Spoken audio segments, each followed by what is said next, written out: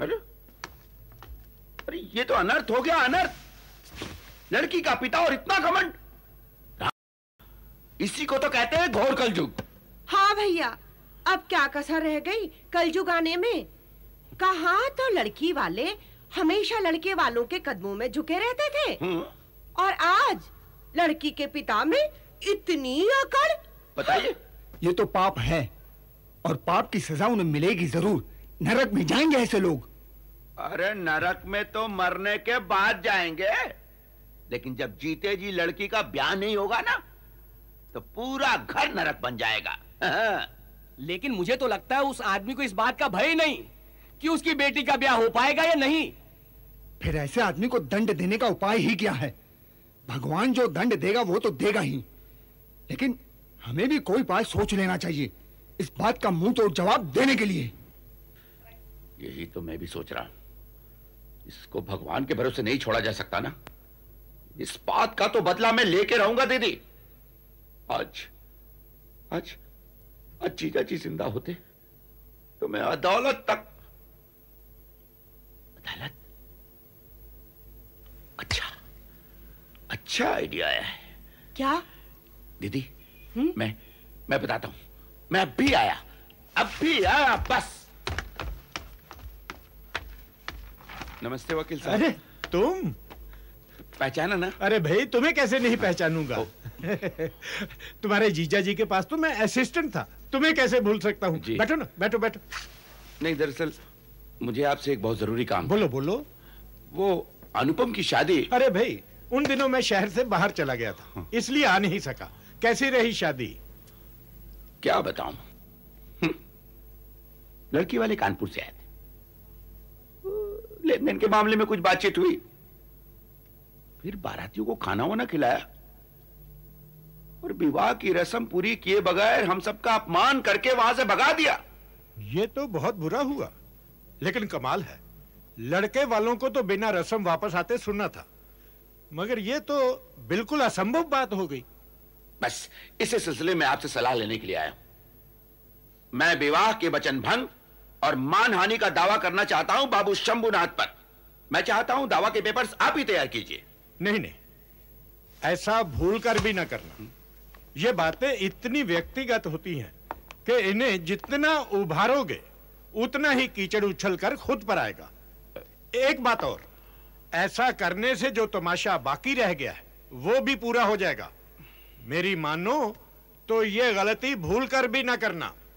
चलो, मैं तुम्हें घर छोड़ दूंगा, कचहरी की तरफ जा रहा हूं। जी नहीं, मैं चला जाऊंगा क्योंकि मुझे दूसरी तरफ जाना है। नमस्कार। ठीक है, नमस्कार। आ बैठ। अब बता, क्या मूड है? हाँ, चलो कार्ड्स खेलते हैं। ठीक है, कार्ड्स खेलते हैं। फिर क्या? फिर मैं घर चला जाऊंगा।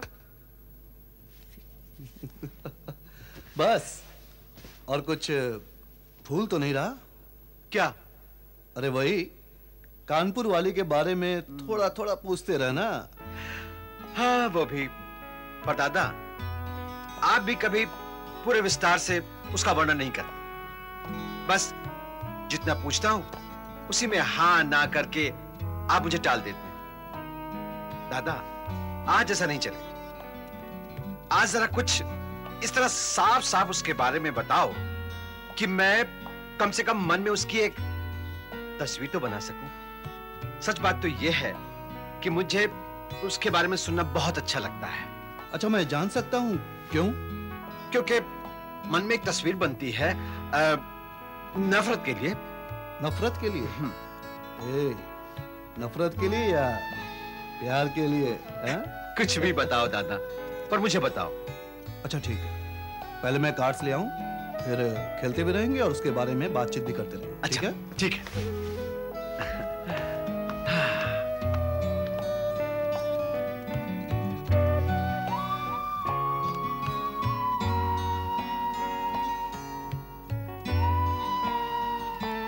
अरे भाई, कहाँ खो गए अनुपम? कानपुर की यात्रा कर रहे थे क्या? वही सोच रहा था। हरीश ने मेरा फोटो तो उसको दे दिया, पर उसका फोटो न जाने क्यों भूल गया। अरे आप भी तो वहां गए थे, एक फोटो तो लेकर आना था। गलती होगी। ठीक है, फिर इसका इंतजाम करता हूँ, लेकिन फिलहाल खेला जाए। चलो। ओके। एक साल बीत गया, पर लगता है जैसे कल की बात हो। अब भी जिसे देखो अनुपम की शादी के उस अपमान का जिक्र कर ही बैठता है। क्यों दीदी, कोई कुछ कह रहा था क्या? हाँ भैया, वो हरीश के कोई चाचा आए थे कानपुर से। वो कह रहे थे कि उस लड़की को अच्छा सा वर मिल गया है। मिल गया होगा वर, मेरी बला से कर लें शादी। पर यह भी पता चला है कि वो लड़की शादी करने को राजी नहीं है। अरे दीदी, बहुत घमंडी है ये लोग, बहुत घमंडी है। पर क्या पता जानबूझकर ये खबर हमारे यहाँ तक पहुंचाई गई हो। दीदी, ऐसे क्या अनुपम के लिए रिश्ते नहीं आते क्या? आते हैं ना फिर। हाँ, पर मेरी इच्छा है कि अपमान का यह दौर पूरी तरह खत्म हो जाए, तभी ठीक रिश्ता खोजकर शादी की जाए। ठीक है।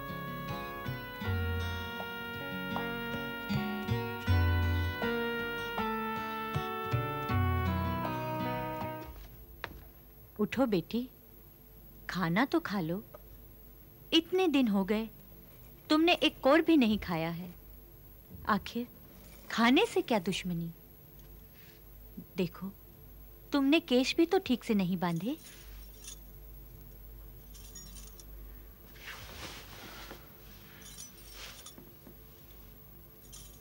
ये दिन पर दिन मेरी बेटी को क्या होता जा रहा है? हाँ, तुझे क्या हुआ है बेटी? मुझे तो बता। कुछ भी तो नहीं पिताजी। नहीं, मैं समझ गया। तू उसी अनुपम के लिए परेशान है। मैं जानता हूं बेटी, वो लोग मुझे अपने दरवाजे पर खड़ा तक नहीं होने देंगे। लेकिन मैं तेरे लिए मैं उनके आगे गिड़गिड़ाऊंगा। हाँ, उनसे दया की भीख मांगूंगा मैं।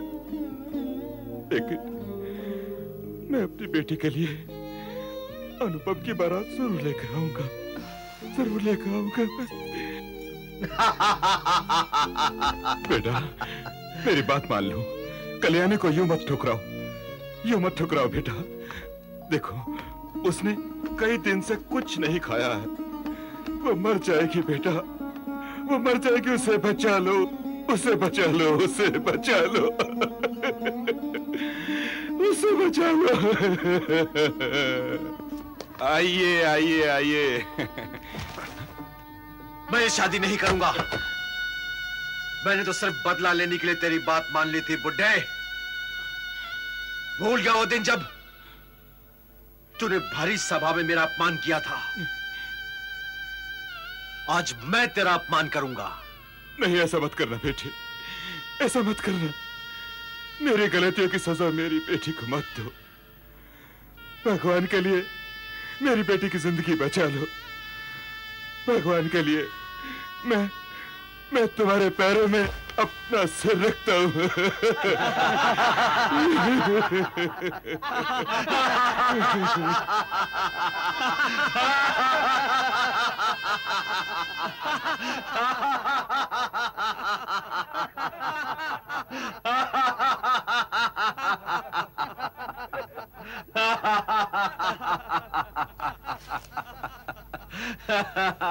अनुपम बेटे, यहाँ पड़ा क्या सोच रहा है?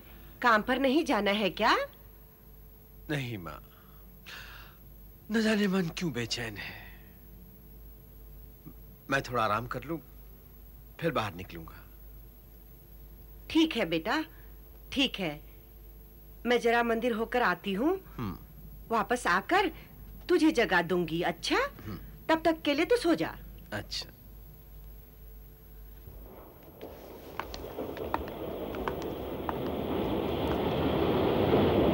हाँ, देख रही हो ना माँ, इतने सारे फिरंगी अधिकारी फर्स्ट क्लास के डब्बे में तो घुसते ही नहीं देंगे।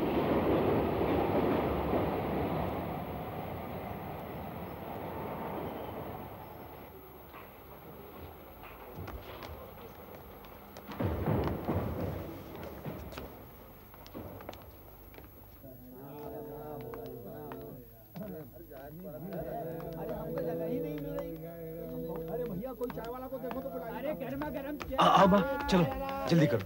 अरे चल माँ, सामने सामने चलो। माँ जी, हाँ, आप हमारे डिब्बे में आइए ना, यहाँ जगह है। चल बेटा, चल चल चल चल चल। हाँ हाँ चल। तुम लोग यहीं बैठो। हाँ? आइए माँ जी, आइए। आ बेटा। बैठिए।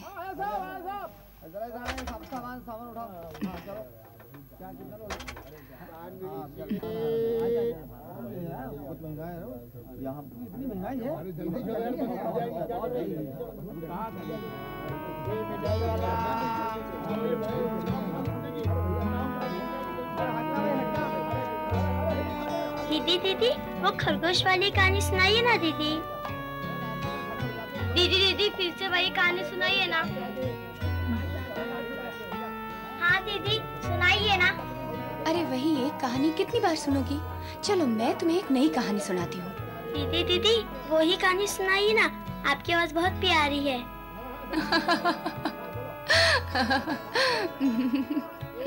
तो लो सुनो। एक जंगल में एक था खरगोश। उसकी शक्ल बहुत प्यारी थी। जब वो दौड़ता था तो इतना प्यारा लगता था।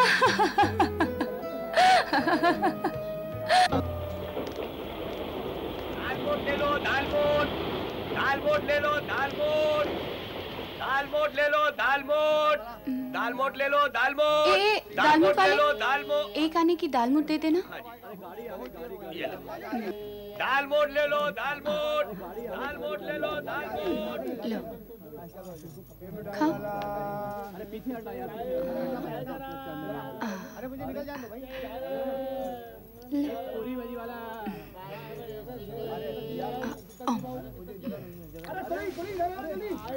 अच्छी है ना? और भी चाहिए? और भी चाहिए?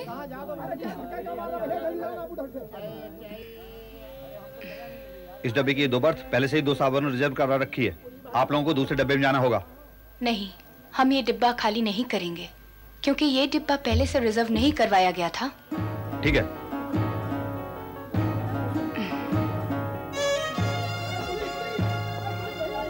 I'm sorry, madam, but you have to leave this compartment.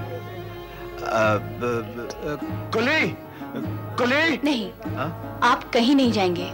आप यहीं बैठे रहिए। This compartment was not reserved in advance.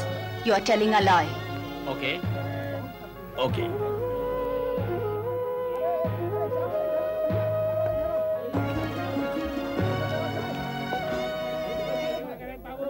भाई साहब सुनिए, गाड़ी क्यों रुकी है? अरे भाई साहब, अपने अंग्रेज जनरल साहब है ना, उनके साथियों को कहीं जगह नहीं मिली है। अच्छा। इसलिए उनके लिए नया डिब्बा जोड़ा जा रहा है। अच्छा अच्छा।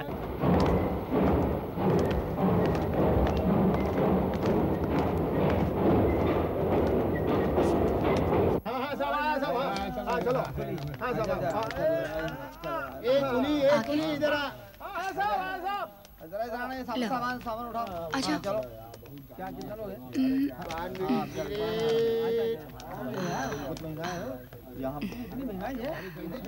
बेटी। जी माँ जी।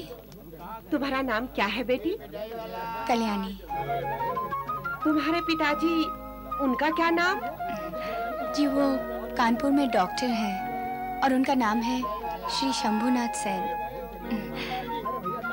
चलती हूँ माँ जी, नमस्ते।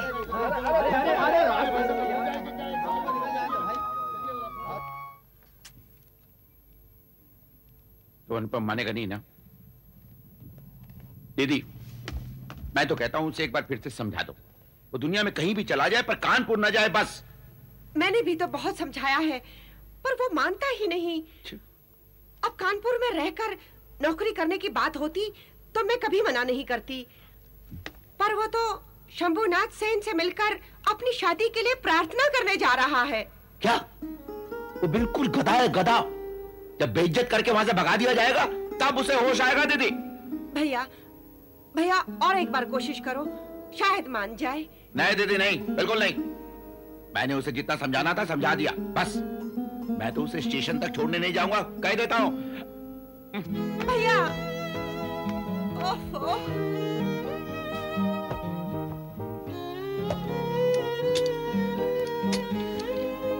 बेटा, बेटा, तुम्हारे मामा जी बहुत नाराज हैं। उन्हें मना लो बेटा। तुम्हें स्टेशन छोड़ने तक के लिए तैयार नहीं है। तू रुक जा बेटा, तू रुक जा। नहीं माँ, नहीं। अब मैं नहीं रुक सकता। कोई मुझे स्टेशन छोड़ने आए या नहीं, अब मैं अपना इरादा नहीं बदल सकता माँ, नहीं बदल सकता। बेटा, बेटा। भगवान।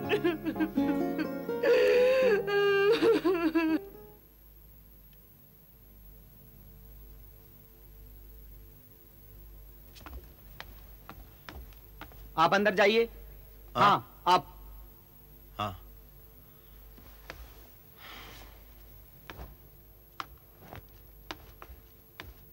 नमस्ते डॉक्टर साहब। अरे, तुम यहाँ? हाँ डॉक्टर साहब, मैं इसलिए आपके पास आया हूं कि आप मेरी समस्या सुनकर उसका कोई इलाज बता सकें। अच्छा, ठीक है, बैठो। बोलो, क्या समस्या है तुम्हारी? मैं अपने मामा के किए हुए अपराध के लिए आपसे क्षमा मांगता हूं और ये चाहता हूं कि कल्याणी मुझे स्वीकार कर ले। लेकिन बेटे, ये तो कल्याणी के मन की बात है। इसके लिए तो तुम्हें उसी से बात करनी होगी। पर क्या वो मुझसे मिलना चाहेगी? इसके लिए तो मैं उससे बात करने के बाद ही तुम्हें बता सकूंगा। तो आप ही मेरी तरफ से उसे मना लें। अच्छा, ठीक है, कल मेरे घर पर आ जाओ। ठीक है। अच्छा, नमस्ते। हाँ तो बच्चों, आज का पाठ शुरू करें? हाँ दीदी। कहो, 1 2 3। 1 2 3।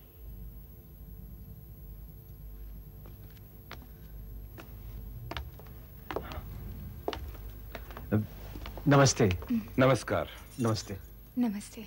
अच्छा, तुम दोनों बातें करो, मैं डिस्पेंसरी जा रहा हूँ। जी पिताजी।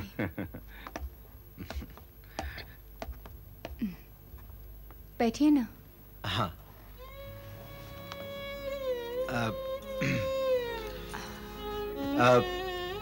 तो कल्याणी जी, मेरे ख्याल से आपके पिताजी ने शायद आपसे मेरी पूरी स्थिति समझा दी होगी।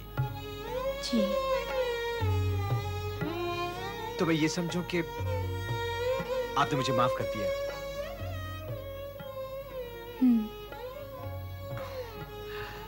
तो आप मुझे स्वीकार करने को तैयार हैं? नहीं। हाँ?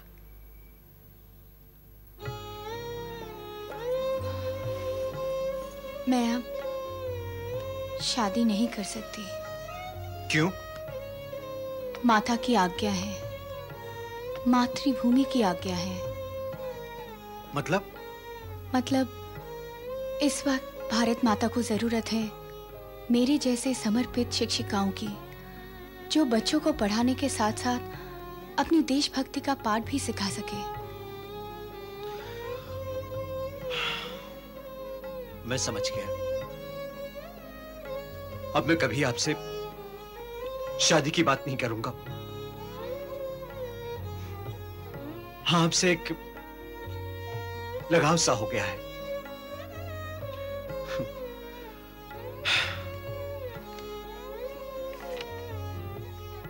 ये मेरे ऑफिस का पता है। अगर कोई काम पड़े तो जरूर याद कीजिएगा, और अगर हो सके तो मैं आपसे मिलती रहूंगी और आपसे उचित सेवा भी करवाऊंगी। बस खुश? जी हाँ।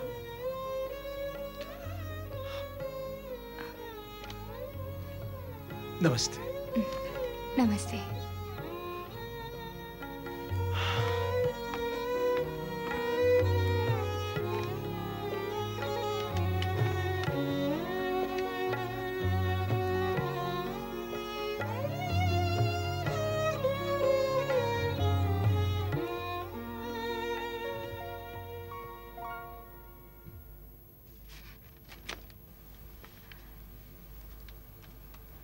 क्या मैं यहाँ बैठ सकती हूँ? हाँ?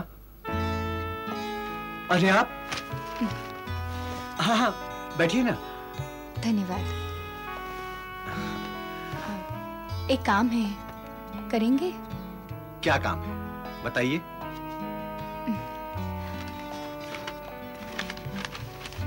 ये जमीन जो मैं स्कूल के लिए इस्तेमाल करती हूँ, वो कुछ कानूनी अड़चन में है। हो सके तो इसे स्कूल के ट्रस्ट के नाम करवा दीजिएगा। बस समझिए, आपका काम हो गया।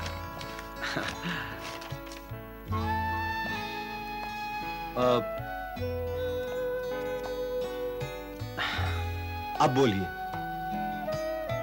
आपके लिए अब क्या मंगवाऊं? शरबत, लस्सी या चाय? कुछ भी नहीं।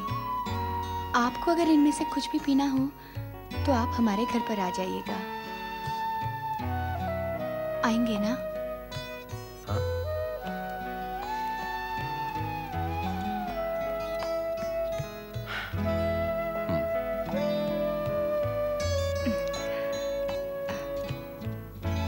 तो मैं चलती हूँ।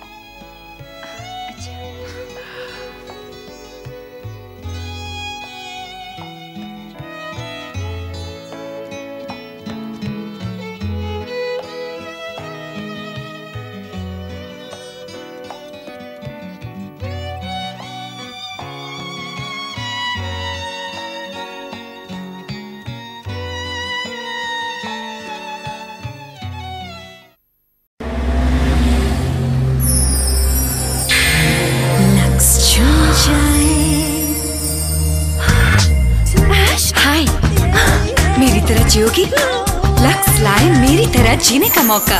लक्स ऐश करो ऑफर। 2 दिन मुंबई में ऐश्वर्या राय की तरह जीने का मौका। 5 स्टार होटल में रहना, 50,000 रुपए की शॉपिंग और बहुत कुछ। आप भी मेरी तरह जियोगे? लक्स ऑफर पैक खरीदिए जल्दी।